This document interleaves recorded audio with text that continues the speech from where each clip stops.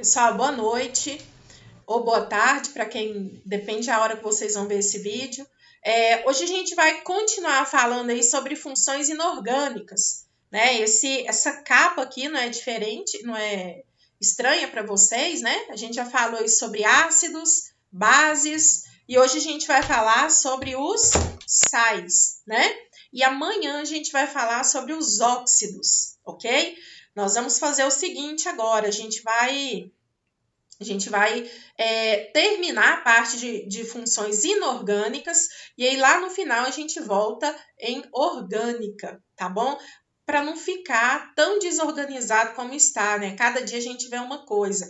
Então, toda segunda e terça a partir de hoje vai ser química inorgânica. E terminando essa teoria de inorgânica, a gente vai passar para essa parte de química orgânica, dando continuidade aí ao que o professor Tiago vinha fazendo com vocês, tá? Então, como eu falei, hoje a gente vai falar aqui sobre sais, sobre ácidos e bases, a gente já falou aí nas aulas anteriores, e só para relembrar sobre essas funções que a gente já falou, ácidos e bases, a gente sempre tem a fórmula molecular de um ácido, né, começando com H, com o hidrogênio. E as bases, a gente consegue identificar elas facilmente, porque toda base, a sua fórmula molecular, vai estar terminando com a hidroxila. Quem é a hidroxila? O OH, né? Essa duplinha aqui, tá bom? Outra característica importante sobre ácidos e bases é que o pH também é diferente, né? O que é o pH? É o potencial hidrogeniônico, né? Então, nessa escala aqui a gente consegue representar bem, porque os ácidos, né, eles vão ter um pH de 0 a próximo de 7. O pH 7 é neutro, ele não é nem ácido e nem básico, né? E acima de 7 até o 14 é um pH básico ou alcalino, né? Então, essas são algumas características só para relembrar vocês das aulas anteriores aí que a gente falou sobre isso, né? E hoje a gente vai dar continuidade, vai prosseguir nesse assunto, falando sobre outra função, né? Uma função fácil, tranquila de dar o nome, que são os sais, né? A gente costuma dizer, quando eu estou em sala, eu falo que o sal que a gente mais conhece é qual? O sal de cozinha, né? O sal que a gente usa na comida, para temperar a comida. Só que a gente não imagina a quantidade imensa de variedades de sais que a gente tem. E não só o cloreto de sódio, que é o sal de cozinha. Um outro sal que a gente tem presente aí no nosso dia a dia, que o pessoal utiliza bastante, é o bicarbonato de sódio, né? Esse também é um sal muito presente aí na nossa rotina, no nosso dia a dia. Então, vamos lá. Quando a gente falou sobre ácidos e bases, ácidos, segundo Arrhenius, em solução aquosa, dissocia, liberando íons hidrogênio, né? As bases, em solução aquosa, dissociam, se separando aí, né? Cátion e ânion, liberando aí OH-. E o sal, né? O sal é simples. O sal ele nem começa com hidrogênio e nem termina com a hidroxila, né? Então, se você vê aqui uma fórmula molecular em que, por exemplo, aqui NaCl, não começa com H e não termina com OH, você sabe que é um sal, né? Então, ele também é formado por um cátion, né? A parte positiva, e um ânion, que é a parte negativa, né?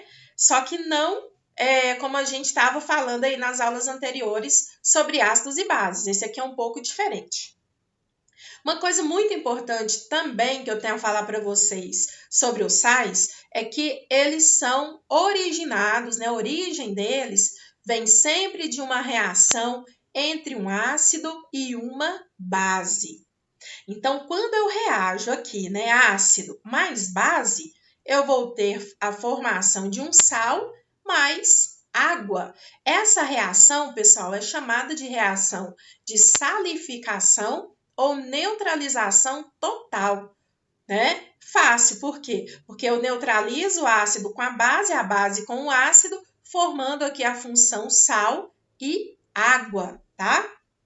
Então, isso aqui é uma regra. Os sais são originados devido à reação entre um ácido e uma base, ok?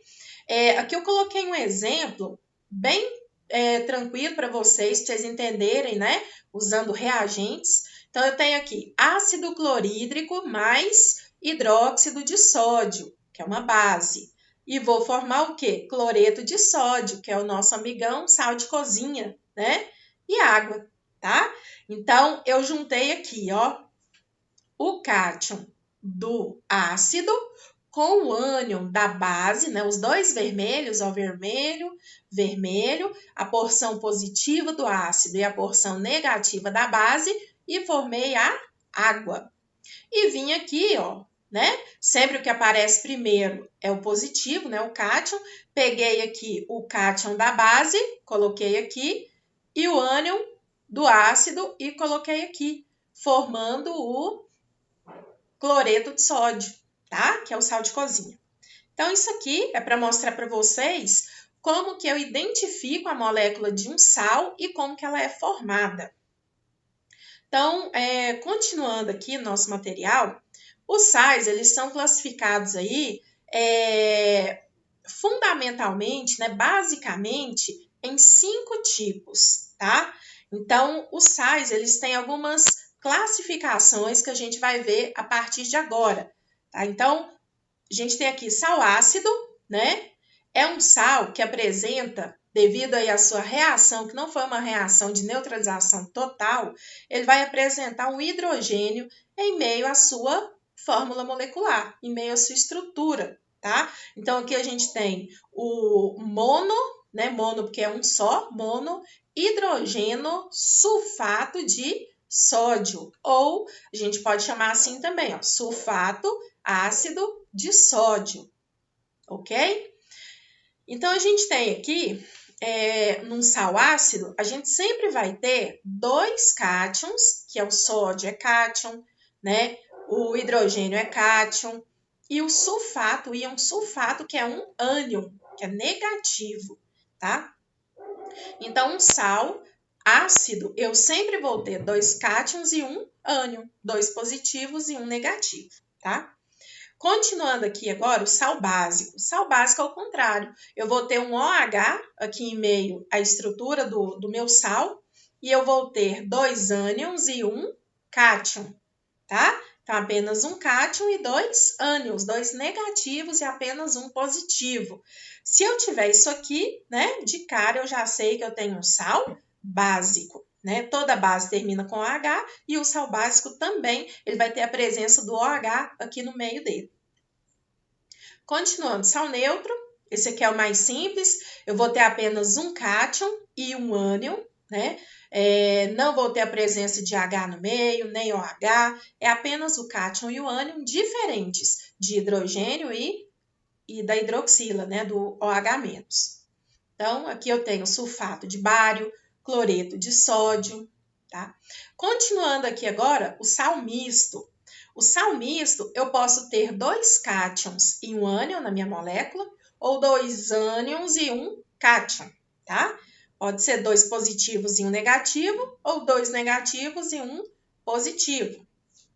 Isso aqui, pessoal, é importante a gente considerar que a gente não pode ter um dos ânions o OH- e nem um dos cátions o hidrogênio. Traduzindo isso tudo que eu falei aqui, eu não posso ter aqui no meio nem hidrogênio, né? E nem OH, tá?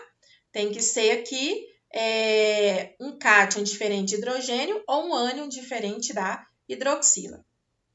Agora o último, sal hidratado. Sal hidratado, ele ocorre aí quando você tem uma molécula do sal e agregadas a essa molécula, você tem moléculazinhas de água, né? Essa quantidade de moléculas de água, elas podem variar.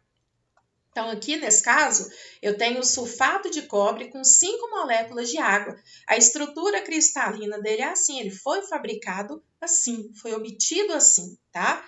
Então, esse aqui é o sulfato de cobre penta-hidratado. Por que penta? Porque tem 5 penta, né? Então, 5 moléculas de água. Se tivesse 10, né? Sulfato de cobre decaidratado, né? Se tivessem 2, sulfato de cobre biidratado ou diidratado, ok? Então, as classificações de sais são essas aí que eu falei.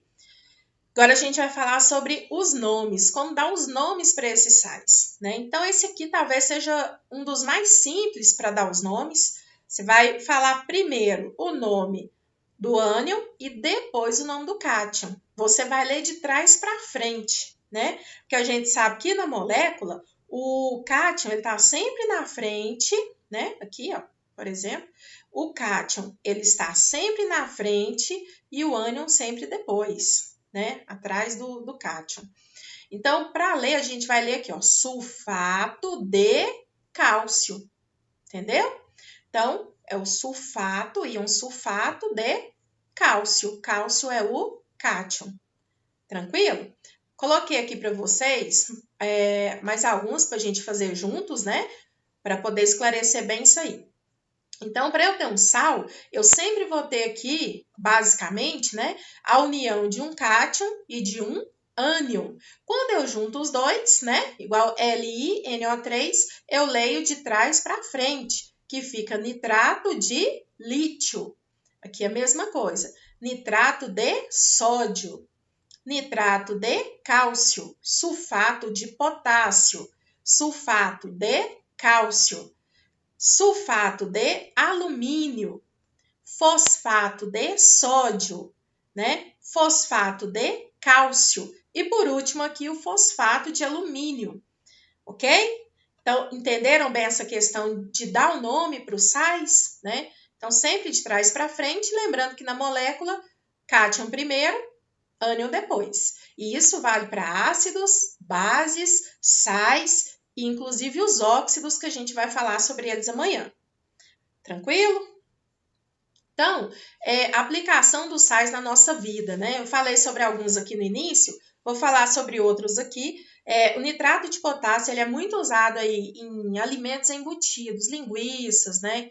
Salsicha, ele dá aquela coloração avermelhada, mais corada para o alimento.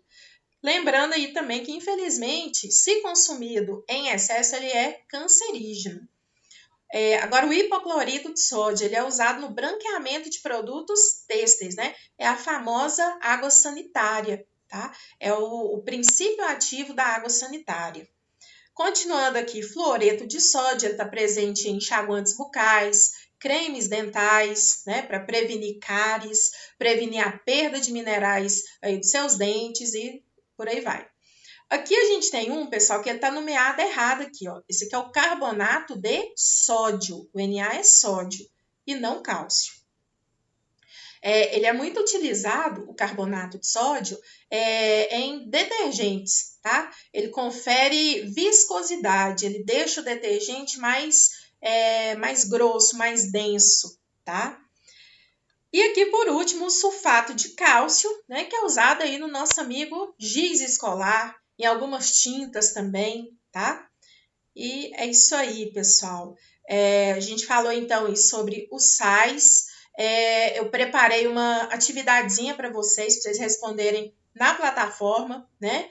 Eu vi que muita gente já respondeu na plataforma, eu quero parabenizar e pedir que vocês continuem, né? Porque essa plataforma, ela é acompanhada, né, pela supervisão pedagógica. Então, cada um de vocês estão sendo acompanhados lá, né? Inclusive nós professores, o material que a gente posta lá para vocês, ok?